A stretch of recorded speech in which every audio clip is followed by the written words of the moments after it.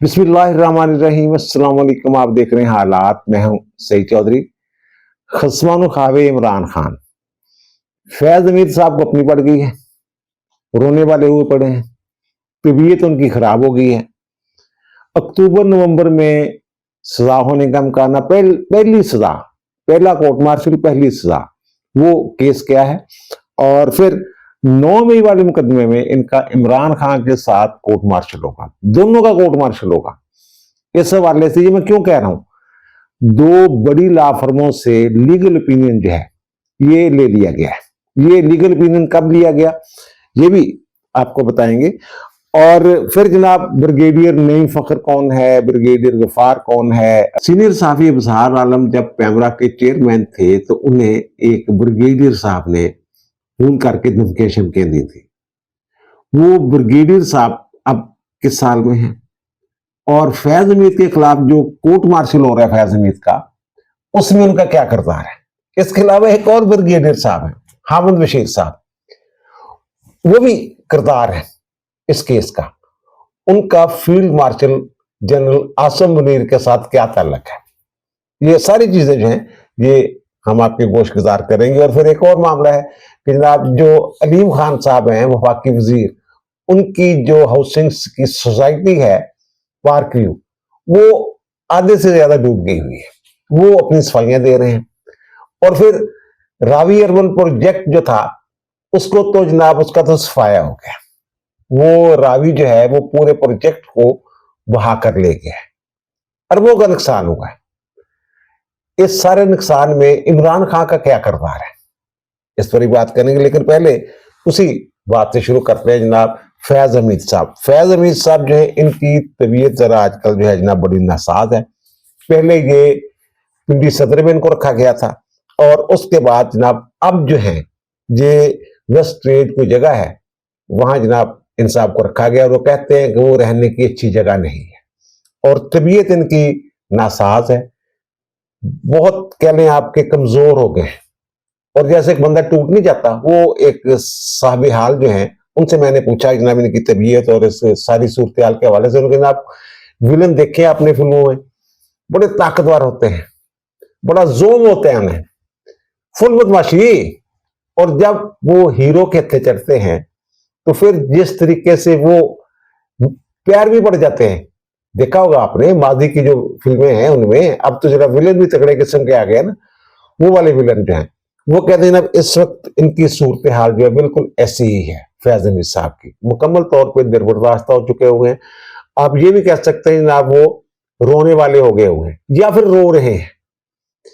जब शुरू शुरू में ये गिरफ्तार हुए ना, इनका ख्याल था कि शायद जनाब ये कुछ 6-7 माह की बात होगी या 2-4 माह की बात होगी, फिर जनाब मेरे बड़े वो जनाब अंदर लोग हैं तो मैंने तो बाहर आ जाना है, चक्कर ही कोई नहीं। और ये पूछा करते थे जब इनकी फैमिली मिलने के लिए जाती थी या इनके वकील जो है वो मिलने के लिए जाते थे, तो ये पूछा करते थे इमरान खान का, और वो इनको बताया करते थे इमरान खान ये कर रहे हैं, इमरान खान ये कर रहे हैं, और इमरान खान की कारकर्दगी में ये खुश भी होते थे। लेकिन अब सूरत हाल ये है कि जनाब ये इमरान खान के नाम पे रिस्पॉन्स ही नहीं कर रहे। इनके वकील हैं, उनसे पूछ लीजिएगा, वो मेरे सोर्स नहीं है, ना मेरी कभी उनसे बात हुई ना कभी मुलाकात हुई है।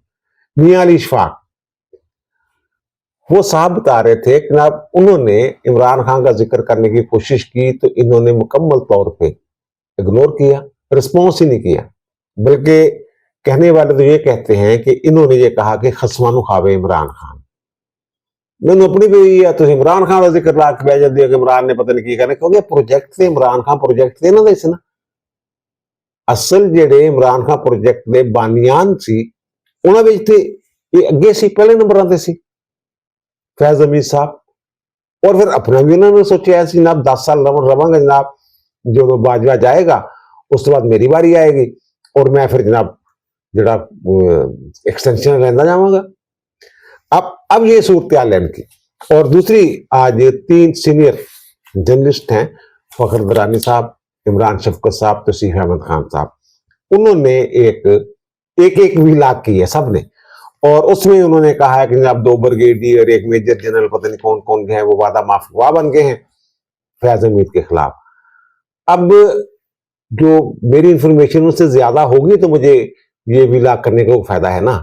यानी कि मैं कह लें कि जनाब आप उसका फॉलोअप कर लें, या उससे अगली खबर जो है वो आपके साथ शेयर करना चाह रहा हूं। पहली बात तो ये है कि जनाब ये जो दो ब्रिगेडियर है ना, जिनके नाम सामने, एक नईम फखर साहब है और दूसरे साहब है जनाब गफार साहब, ब्रिगेडियर गफार। ये पहले तो ये देखना नईम फखर साहब हैं कौन। आपको याद होगा जब आजाद कश्मीर में इलेक्शन हो रहे थे तो एक ब्रिगेडियर साहब बड़े मशहूर हुए थे, सेक्टर कमांडर थे आईएसआई के उस वक्त। हाँ, फिर वो ट्रांसफर हो गए थे, फौरी तौर पर ट्रांसफर कर दिया गया था उनको। तो मरियम नवाज ने भी उनके ऊपर इल्जाम लगाया था, बाकी लोगों ने भी इल्जाम लगाया था। 11 अरब रुपए की वो पैसे मुझसे लेके लोगों को जितवाने का मामला था। ये वो नईम फखर साहब है जो इस वक्त शरीक मुल्ज़म हैं फैज हमीद साहब के साथ।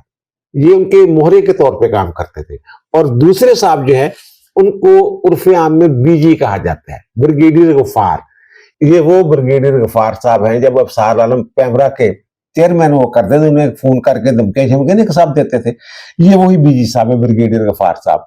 और मीडिया के साथ राब्ते यही साहब किया करते थे फैज हमीद के दौर में। और जो पहली सजा होने वाली है इनको फैज हमीद को, वो टाप चुट्टी वाला केस। पहले भी मैं मुतअद्दिद बार इसका जिक्र कर चुका हूं। और ये जो नईम फखर और ब्रिगेडियर गफार के हवाले से ये रिटायर्ड हो गए हुए, ये भी जेर हिरासत है।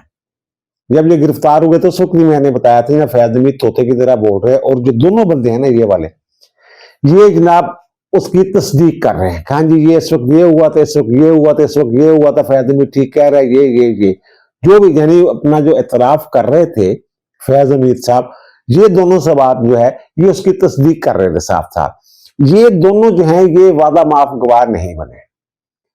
हाँ, एक बात जरूर है कि ये जो कानून है ना हमारा कोर्ट मार्शल का या आम अदालतों का, उसके कुछ मिटिगेशन सर्कमस्टांसेस होते हैं। यानी कि सजा कम क्यों देनी है किसी बंदे को, उसके कुछ हालात वाकयात होते हैं। अगर कोई बंदा अदालत के साथ तावन कर रहा है, प्रोसिक्यूशन के साथ तावन कर रहा है, तो इस बुनियाद पे उसकी जो सजा है ना वो अदालत के पास इख्तियार होता है कि कम से कम सजा दे सकती है अदालत जिनको। अब ये जो दोनों सवाल है ना, नईम फखर और जो बीजी साहब है ब्रिगेडियर गफार साहब, ये मुकम्मल तौर पे तावन कर रहे हैं अदालत के साथ। तो इस वजह से ख्याल ये है कि इनको जो है 1-2 साल, वादा माफ गवाह तो बिल्कुल माफ कर दिया जाता है ना, वो तो फिर इस्तिगासा का गवाह बन जाता है ना। ये इस्तिगासा के गवाह नहीं है, ये शरीक मुल्ज़म है। मावनत की हुई इन्होंने फैज हमीद साहब की, तो इसलिए क्योंकि ये फैज हमीद साहब के खिलाफ जो शहादतें हैं उनकी तायीद करते जा रहे हैं, बता रहे हैं अदालत को, अदालत का तावन कर रहे हैं। इसलिए ख्याल ये है कि ये कोई 1-2 साल की इनको सजा होगी, ज्यादा सजा नहीं होगी टॉप सिटी वाले केस में। और दूसरी बात यह है कि जो फैज हमीद साहब है उनके बारे में लोगों का ख्याल है कि शायद उनको फांसी लग जाए। इस केस में जो पहला केस है जिसकी अक्टूबर-नवंबर में जो है सजा अनाउंस होने वाली है, जिसका ट्रायल मुकम्मल है, उन्हें उसमें 10 साल के करीब ये इम्कान है कि 10 साल तक उन्हें सजा जो है ये हो सकती है। क्योंकि जो उनके खिलाफ दफात लगाई गई है ना उनमें इससे ज्यादा 14 साल है, 10 साल के राउंड अबाउट जो है वो सजा इनको हो सकती है। ये टॉप सिटी वाला जो केस है ना, ये आपको याद होगा कि मोइज कंवर मोइज जो हैं वो गए थे जनाब कि छापा छुपा पड़ा था, सामान उठा के ले गए थे। फिर उन्होंने जनाब मुलाकात भी की थी फैज हमीद साहब ने। फैज हमीद साहब उस वक्त डीजीसी थे, मेजर जनरल थे। तो जो वहां गए थे सामान सून उठाने और जिन्होंने रेड शेड किया था उनके दफ्तर पे, टॉप सिटी के दफातर पे, और बहुत सारी जो चीजें फाइलें खुले उठा के ले गए थे। फिर उनके घर पे भी रेड किया, फिर सोना भी ले गए। फिर जनाब वो थे नईम फखर और ब्रिगेडियर गफार। अब फिर कुछ सोना था वो रख लिया, कुछ चीजें वापस कर दी, कुछ चीजें इन्होंने रख ली ये फैज हमीद साहब ने। बहरहाल ये इनके ऊपर बड़ा संगीन इल्जाम था इख्तियारात से तजावुज़ का और फुल बदमाशी जो इन्होंने की थी, इस हवाले से मैं बात कर रहा हूं। तो ये उस केस में फिर ये मामला चले गया सुप्रीम कोर्ट में। सुप्रीम कोर्ट ने नवंबर 2023 में ये हुक्म दिया था जनाब ये जो जुर्मादारान है इनके खिलाफ कार्रवाई की जाए। और जनाब ये फिर मुकदमा दर्ज हुआ और फिर जनाब ये 9 अगस्त को 9 अगस्त 2024 को फैज हमीद साहब को पकड़ा गया था। ये वहां मिलके आ रहे थे आला अफसरों से, तो वापसी पे इनको उठा लिया गया था। और लेकिन उसका ये अनाउंस किया गया था ये 12 अगस्त को बाज़ाब्ता तौर पे ISPR ने ये प्रेस रिलीज जारी की थी और इनकी गिरफ्तारी का जो है वो ऐलान किया था। अब बहुत सारे लोगों का ख्याल ये है कि जो कोर्ट मार्शल हो रहा है इसमें जो मुद्दई है ना वो शायद जो टॉप सिटी के मालिक हैं कमर मोइज वो है, वो नहीं है। इसमें इनके खिलाफ जो मुकदमा है ना, जिसका कोर्ट मार्शल वाला जो मुकदमा है उसमें जो मुद्दई है ना वो है ब्रिगेडियर रिटायर्ड हामिद बशीर। अब हामिद बशीर साहब जो है ये जो कंवर मोइज है ना उनकी बरादरी के साथ कोई मामला शामला इनका है, बरादरी वाले हैं, तो ये उनके वो कह लें कि जनाब ये उनके एग्जेक्टिव ऑफिसर को कह लें या अफसर उनकी या मुलाजम कह लें, उनकी जो टॉप सिटी हाउसिंग सोसाइटी है या स्कीम है उसमें ये एक बड़े ओहदे पे थे हामिद बशीर साहब। अब हामिद बशीर साहब जो हैं, हामिद बशीर साहब के वालिद थे जनरल बशीर कायम खानी, वो भी जनरल थे, उनके वालिद साहब भी ब्रिगेडियर साहब के, और वो ज़िया-उल-हक की काबीना में वजीर रह चुके हुए हैं। तगड़ी फैमिली है, तगड़ी जी। हामिद बशीर साहब जो है ये 72-73 लॉन्ग कोर्स जो है ये उससे उनका ताल्लुक है। और ये वो जो नहीं मैट्रिक के बाद जाते थे लड़के, ये वो वाले साहब हैं। मैट्रिक के बाद वो भर्ती हो जाते हैं, फिर जनाब इनकी वो JCB उसको कहते हैं, जूनियर कैडेट बटालियन, फिर वो सेकंड लेफ्टिनेंट, फिर लेफ्टिनेंट, वो ऐसे प्रमोशन होती है। तो ये साहब जो है ना ये जो फील्ड मार्शल हैं इनसे 1 साल पहले ये या 2 साल पहले पास आउट हो गए, यानी दूसरे से आप ये कह सकते हैं कि ये ब्रिगेडियर साहब जो हैं ये आसिम मुनीर से सीनियर है। समझ गए ना आप बात। और फिर जो सारा केस है ये जो लोगों को पहचानना, नाम इकट्ठे करना, कौन क्या है, किसका क्या किरदार है, ये सारा काम जो है ये हामिद बशीर साहब ने किया हुआ है, ब्रिगेडियर साहब ने। और फिर जब इन्होंने सारे वो मालूमात वगैरह इकट्ठी वगैरह कर रहे थे तो उस वक्त जनरल बिलाल, इनके बैचमेट और इस तरह कुछ कोर कमांडर थे, कुछ मेजर जनरल थे ये ब्रिगेडियर साहब के, यानी कि इनके बैचमेट बहुत सारे जो हैं वो 3 स्टार जनरल वगैरह वो थे, और एक आध से 2 स्टार भी था। तो फिर उनकी भी मदद ली इन्होंने, हामिद बशीर साहब ने। ये फिर सारी मालूमात जो हैं कहीं से इन्होंने इकट्ठी की मिल मिला के, तो ये सारा ये मामला हुआ है। अब ये जो फैज हमीद साहब है ना, फैज हमीद साहब ये कह रहे हैं कि जनाब मैं तो उस वक्त जो था वो DGC था, मेरे ऊपर एक और अफसर था, इनके ऊपर जो अफसर था ना वो थे नवीद मुख्तार साहब। अब ये 2 जिनको इन्होंने भेजा था वहां टॉप सिटी पे, वो कह लें जनाब जो भी रेड कह लें, जो भी इलीगल जो भी एक्टिविटीज थी, वो थे नईम फखर ब्रिगेडियर और BG ब्रिगेडियर गफ्फार। और उस वक्त जो DG थे ISI के वो थे नवीद मुख्तार साहब। अब मैं एक और दिलचस्प बात आपको बता दूं कि नवीद मुख्तार साहब को ये बाईपास करके ये हरकत की थी। इसका मतलब ये है कि नवीद मुख्तार साहब का भी बयान कहीं ना कहीं आ गया होगा, समझे ना आप, कि जनाब ये मुझे तो पता नहीं इसने अपने तौर पे ये वारदात डाली हुई है। और ये जो 2 ब्रिगेडियर हैं रिटायर्ड नईम फखर और BG, तो ये तयद कर रहे हैं इस बात की, यहाँ जनाब बात तो ठीक है। और दूसरी बात यह है कि नवीद मुख्तार साहब जो थे वो इमरान प्रोजेक्ट के खिलाफ थे, और ये साहब जो हैं ये पसंद करते थे। और फिर एक पूरा इनका टोला था, एक पूरी रजीम थी जो इमरान खान को मुसल्लत करना चाहती थी। और एक और बात जो मुझे बताई गई है, जो शहबाज शरीफ इस हवाले से बात कर भी चुके हुए हैं, वो ये कह रहे हैं कि जब दिसंबर 2017 तक इमरान खान प्रोजेक्ट को लॉन्च करने का प्रोग्राम नहीं था, तैयारी थी लेकिन लॉन्च करने का प्रोग्राम नहीं था। वो चाहते थे शहबाज शरीफ को लॉन्च करना, लेकिन शहबाज शरीफ साहब जो हैं वो कहते हैं भाई साहब ये कह रहे हैं, भाई साहब वो कह रहे हैं। इस वजह से फिर उन्होंने कहा ये भाई साहबों को, दोनों भाइयों को करो अलग और इमरान खान को लेके आओ आगे। अब नवीद मुख्तार साहब जो हैं, जनरल नवीद मुख्तार, वो भी खिलाफ थे। और उस वक्त DGMI थे ये हमारे आसिम मुनीर साहब। बाद में ये डीजीएसए बन गए थे। लेकिन फैज हमीद साहब जनाब कह लें कि जनाब परसोना नॉन ग्रेटा यानी नापसंदीदा शख्सियत थे। उनकी जो हरकतें थी, वो जो इख्तियारात से तजावुज कर रहे थे, जो सियासत में मुदाखलत कर रहे थे, ये इनको पसंद नहीं था। और मेरी इत्तला के मुताबिक इन्होंने इस हवाले से जो बाजवा साहब हैं, जनरल बाजवा साहब को इन्होंने बताया भी था कि ना ये बंदा जो है ठीक नहीं है, दो नंबरियां करता गया। और बाद फिर इमरान खान ने बुशरा दी और दो नंबरियां फड़ियां गई तो जनाब जो पैसे पूसे लेने चक्कर बाद में मामला तो खुल गए ना। पहलों तो आसम साहब भी इमरान खान पसंद करने लोगों शामिल थे ना, बाद जो हरकत देखी है तो फिर ये अलग कर लेने उन्होंने अपने आप नालों। बल्कि आप कह लो किसी के ज़हनी तौर पर मुखालफत नहीं बंदा करता यार कि यार चबर मार बैठे हैं, वो वाली सूरत बन गई सी। वैसे वो जो इलेक्शन हुए थे ना 2018 के, उस वक्त नवीद मुख्तार साहब भी डीजीआई से थे। अच्छा बहरहाल अब दूसरा जो मामला जो था पहला केस, ख्याल है कि अक्टूबर नवंबर में इसकी जो है वो अनाउंसमेंट कर दी जाएगी। ये जंग ना होती तो अब तक शायद वो अनाउंस हो चुका होता। वो मेरी बात हुई थी यार तुम करो अनाउंस किसी पासे करना या बरी करो, अगर नहीं कोई सबूत है तो जा, अगर सबूत है तो साथ हो। वो कहते ना वो इसलिए थोड़ी सी वो डिले हो गया मामला कि जंग के हालात थे और जो इंडिया वाले ये सारे इनको ये मौका मिल जाना था। अब देखो DGI और ISI अफसरान ने कर दिए जिदी हरकत, ये सारी बातें। तो बहरहाल अब और दूसरी बात यह है कि जो 9 मई वाला मामला है ना, इस हवाले से 2 लॉ फर्मों के साथ जो है राब्ता हो गया, उनसे लीगल ओपिनियन ली गई है।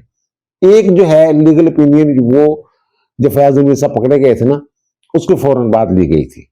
और मैंने भी अर्ज किया था जनाब अगर जो कोर्ट मार्शल वाला केस सुप्रीम कोर्ट में था, अगर सुप्रीम कोर्ट कह भी दिया कि सिविलियन का कोर्ट मार्शल नहीं हो सकता, अब तो फैसला ही आ गया ना खैर कि हो सकता है और सुनाई हुई भी है लोगों को। उस वक्त मैंने कहा था जनाब अगर एक मुजरम जो है या मुलजम वो उसका ताल्लुक फौज से हो और उसकी जो मावनत कर रहे हो, जो उनके शरीक जो मुलजमान हो, जो साथी हो, अगर सिविलियन भी हो तो ट्रायल हो सकता है, ये अलग मामला है। वो थी उस वक्त। लेकिन अब ताजा तरीन हफ्ता 1.5 हफ्ते पहले एक और लीगल ओपिनियन लिया गया है कि जनाब क्या इमरान खान का 9 मई में और फैज हमीद का कोर्ट मार्शल इकट्ठा हो सकता है। तो लीगल ओपिनियन ये दी गई है मुख्तलिफ कवानीन को मद्देनजर रख के कि ना बिल्कुल हो सकता है। इसका मतलब ये है कि जैक ब्रांच की अपनी कोई रिपोर्ट होगी, लेकिन जी आम सीनियर वकला तो जी राय ली गई है वो ये कहते हैं कि जनाब वो हो सकता। इसका मतलब ये है कि इमरान खान और फैज हमीद साहब का जो कोर्ट मार्शल है ये इसका इम्कान वाज़ेह इम्कान मौजूद है। ये जो अभी आपने देखा ना जना हाउस वाला और ये जो फलां मुकदमे जनाब चलान नहीं इमरान खान का सबमिट हो रहा, चलान नहीं हुआ सबमिट, इतनी देर हो गई जनाब 2 साल हो गए चलान नहीं सबमिट हुआ, इसीलिए नहीं हुआ। अगर चलान सबमिट करेंगे तो ट्रायल शुरू हो जाएगा, अगर ट्रायल शुरू हो जाएगा फिर कोर्ट मार्शल के लिए उधर कैसे लेके जाएंगे? समझ आ रही है आपको बात की? जब चलान सबमिट होगा फिर वहां से जनाब एक स्टेशन कमांडर की तरफ से दरखास्त आएगी जनाब ये हमें मतलूब है, फिर वहां मामला चले जाएगा। ये सारी शहादतों की जो लिस्टें हैं सारा कुछ समझ जाए आप मैं क्या कहना चाह रहा हूँ। ये मामला और ये इमरान का बढ़ के छिड़ के मार रहा है ना हर दूसरे दिन, ये फ्रस्ट्रेशन है, मायूसी है कि जनाब वो मुझसे माफी मांगे आसम मुनीर। आपने देखे है ना 2-4 दिन पहले जिसने ट्वीट किया था इमरान खान ने फॉल्स फ्लैग ऑपरेशन ये वो।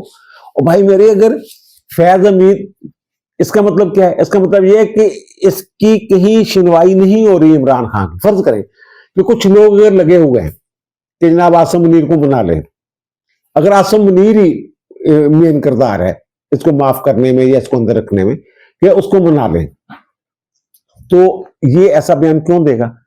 ये तो फिर उनकी जो कोशिशें हैं उनकी रास्ते में भी रुकावटें डाल रहा है बंदा खुद ही। इसका मतलब यह है कि कोई ऐसा बंदा मौजूद ही नहीं है जो भाई साहब की खलासी करवा सके, और भाई साहब मुकम्मल तौर पर मायूस हो चुके होंगे। ये सारी सूरत हाल है। और वो जो बंदे हैं ना वो मुल्जम हैं, जो ब्रिगेडियर गफार और नईम फखर साहब हैं, ये मुल्जम हैं, शरीक मुल्जम हैं। लेकिन वो मैंने कहा कि मिटिगेशन सर्कमस्टांसेस होते हैं, कुछ ऐसे हालात वाकयात जिसकी बिना पे कम सजा मिलती है, क्योंकि ये मुकम्मल तावन कर रहे हैं, इसलिए इनको सजाएं मिलेंगी इतनी की जितना के अंदर हो गए ना, साल तो हो गया ये अंदर है। तो वो फिर साल और गुजार लेंगे या 6 महीने और गुजार लेंगे, रिहा हो जाएंगे, बाहर आ जाएंगे। ये जो मेरे पास खबर है वो मैं आपके गोश गुजार कर रहा हूं। और दूसरा जनाब, जो अलीम खान साहब हैं वफाकी वजीर, उनकी एक हाउसिंग सोसाइटी है पार्क व्यू, ये मुल्तान रोड पे। अब ये साहब जो है इन्होंने 2010 में ये सोसाइटी, 2006 में शायद जगह खरीदना शुरू की थी इन्होंने प्राइवेट लोगों से, और 2010 में इन्होंने लॉन्च की थी ये हाउसिंग स्कीम जो है। और 5 मरले की और कुछ ज्यादा महंगी सोसाइटी नहीं थी, लेकिन इन्होंने अच्छे अंदाज में उसको डेवलप किया। तो ये उस वक्त इनकी जो कोशिश जो जमीनें खरीदी थी ना, वो रावी के अंदर भी कुछ जमीनें थी, लेकिन रावी के अंदर वाली जो जमीनें हैं ना, वहां इनको हाउसिंग सोसाइटी बनाने की इजाजत नहीं मिल रही थी। वो हाउसिंग सोसाइटी बनाने की इजाजत मिली जब इमरान खान साहब ने ये बनाई ना authority, Ravi urban development project के लिए अथॉरिटी एक बनाई थी, RUDA, Ravi urban development authority, और अपने पसंदीदा बंदे इमरान अमीन को उसका चेयरमैन बना दिया था, भारी तनख्वाह पे। आपको याद होगा 2021-22 की बात है, जब रावी अर्बन डेवलपमेंट अथॉरिटी ने काम शुरू किया ना, वो तो जो अलीम खां की सोसाइटी है पार्क व्यू, उससे भी अगली तरफ रावी के अंदर वो था प्रोजेक्ट जो था। तो फिर इसकी जो जमीनें रावी के अंदर आती थी, ज़ाहिर उससे आगे एक शहर आबाद हो रहा था, तो उनको भी जनाब ये आप कह सकते हैं जनाब, इनको तस्सी का जो है ये एक परवाना मिल गया। वो हम आपको दिखा भी रहे हैं, वो जो रिकॉर्ड वगैरह है कि वो रूडा की वजह से जनाब ये मई 2021 का एक नोटिफिकेशन है जिसमें जो इनकी जमीनें हैं वो भी जनाब ओके हो गई, तो ठीक है जनाब तुसी बना लो। अब इन्होंने कोशिश तो बड़ी की वो जनाब बंद बुंद बनाने की, लेकिन बंद चंद बन नहीं सके। बनाए जरूर इन्होंने, लेकिन पानी इतना तेज था कि जनाब उसे वो रूडा जो था वो भी बहा के ले गया, और फिर बंद तोड़ के ये इनकी जो हाउसिंग सोसाइटी है उसके अंदर दाखिल हो गया। बहुत सारे जो ब्लॉक हैं जो रूडा के वो वाले जो तहसील वाले थे वो सारे डूब डाब गए। हमारे एक दोस्त हैं अली जान साहब, उन्होंने भी अभी 1 साल पहले वहां घर बनाया, लेकिन अल्लाह का शुक्र है कि उससे कोई कह लें आपके 40-50 मीटर दूर पानी जो है ठहर गया। इन्होंने पूरी कोशिश की ना किसी तरीके से वो पानी ना आ सके, लेकिन पानी जो है वो जब 2 नंबर काम किया है, इधर कोई जवाब नहीं है जो भी दे रहे हैं। मैंने उस वक्त जमीन खरीदी थी, इमरान खान ने मुझे फायदा दिया, नहीं दिया, किसने दिया, किसने नहीं दिया। और दूसरा ये जो रावी अर्बन ये डेवलपमेंट प्रोजेक्ट है, ये जब इसने शुरू किया था ना, उस वक्त भी मैंने अर्ज किया था, विलाक किया था। उस वक्त नशेरवा मेरे साथ विलाक किया करते थे। अगर आप पुराने मुझे सुनने वाले हैं, आप लोगों को याद होगा, तो मैंने ये अर्ज किया था, ये इसकी जो फिजिबिलिटी है जो एलडीए ने बनाई थी, वो उस फिजिबिलिटी पे अमल नहीं हो सका था। नाकाबिले अमल मनसूबा इसको एलडीए ने डिक्लेयर किया था। उस वक्त जो थे ये शहबाज शरीफ वज़ीर आला थे। अब इसकी बाकी साफी जो है, अपने पिछले विलाग में मैंने अर्ज किया था कि इसकी फिजिबिलिटी बनवाई गई थी, और ये शहबाज शरीफ के दौर में जब वो वज़ीर आला थे। तो अब ये सिंगापुर की एक फर्म थी, वो आर्किटेक्चर फर्म जो होती है जो डेवलपमेंट कर दी है वगैरह वगैरह, तो उन्होंने जनाब ये इसकी फिजिबिलिटी बना के दी थी। 2013 में ये सोचा गया था, प्रोजेक्ट एलडीए का प्रोजेक्ट था, एलडीए का रिवर रावी अर्बन प्रोजेक्ट इसका नाम था उस वक्त। तो उन्होंने फिर जनाब वो वज़ीर आला ज़ाहिर है उनको वो शहबाज शरीफ को पेश की, वो देखी फिजिबिलिटी, देखा जनाब नहीं ये मुमकिन नहीं है जो बनाना चाह रहे हैं ना प्रोजेक्ट, तो फिर वो प्रोजेक्ट जो चैप्टर क्लोज कर देता गया से, नहीं गल अगे बढ़ सकी सी। लेकिन ये जब भाई साहब आए हैं तो इन्होंने जनाब एक नया प्रोजेक्ट उसका नाम रख दिया जनाब रावी अर्बन डेवलपमेंट। इसमें जनाब इतने दरख्त लगेंगे, ये लगेगा, वो लगेगा। ये 1,20,000 एकड़ का प्रोजेक्ट था, और लोगों से ना जो जिम्मेदार थे बेचारे, उनसे औने पौने दामों एक्वायर किया गया था। मामला फिर लाहौर हाई कोर्ट में गया। लाहौर हाई कोर्ट ने जनाब इस प्रोजेक्ट को कलअदम कर दिया था। शाद करीम साहब जज थे, ये 2022 की बात है। तो फिर जनाब आपको याद होगा जब भागे भागे आए थे जनाब, इन्होंने वहां मॉडलिंग भी की थी जनाब, ये प्रोजेक्ट है ये। फिर वो सुप्रीम कोर्ट चल गए। सुप्रीम कोर्ट में आपको पता है हम ख्याल जज बैठे हुए थे, तो उन्होंने ये जो फैसला है जो कलअदम किया था लाहौर हाई कोर्ट ने, वो फैसला जनाब उन्होंने खत्म कर दिया, बहाल कर दिया इसको, रोडा को। वही सुप्रीम कोर्ट जिन्होंने ये ऑरेंज ट्रेन मनसूबा जो स्टे कर दिया था, और 1 साल फैसला महफूज रहा था। अजमत सईद साहब और एजाजुल हसन साहब वगैरह वगैरह जो भी लोग थे, तो वो जनाब ये जब गए हैं तो जनाब उन्होंने मीटिंग लाया, उन्होंने बहाल करता। और फिर इन्होंने जब ये शुरू किया था मनसूबा, तो जनाब कुछ कंसोर्शियम बन गए थे, एक बड़ी कंस्ट्रक्शन कंपनी है जो जिसमें ये अंडरपास वगैरह बनाए बने हुए हैं, तो वो भी उसमें थी, लेकिन वो निकल गई थी। बाकी फिर जनाब बड़ी बड़ी जो है कराची की कुछ कंस्ट्रक्शन कंपनियां थी, वो सारा जनाब। अच्छा, फिर उसमें एक और जो इन्होंने किया था कि हुकूमत पंजाब उनको जनाब कर्जा दे रही थी, पैसे अरबों रुपए। वो जो लाहौर हाई कोर्ट ने फैसला दिया था, उसने ये भी हुक्म जारी किया था कि जनाब ये जो लाई खाने के लिए आ गए हैं ना, तो जनाब ये जो पैसे लिए हैं वापस करेंगे इतनी देर के अंदर अंदर। लेकिन फिर ये वहां चले गए। और फिर उसके बाद जनाब जब निगरान हुकूमत आई है, तो मोहसिन नकवी साहब ना हर दूसरे दिन पहुंचे हुए थे, पता नहीं इसमें क्या नजर आ रहा है उनको, ये रूडा वाला तेज कर दिया काम जनाब, एक्टिव हो गए ने, मोहसिन साहब ने स्पीड पकड़ ली। ये हुआ। तो ये सब सारा मामला है। अब दीजिए मुझे इजाजत, इंशाअल्लाह दोबारा मुलाकात होगी नए विलाग के साथ। अल्लाह ताला आप पर, मुझ पर, हम सब पर मेहरबान रहे। अल्लाह हाफिज।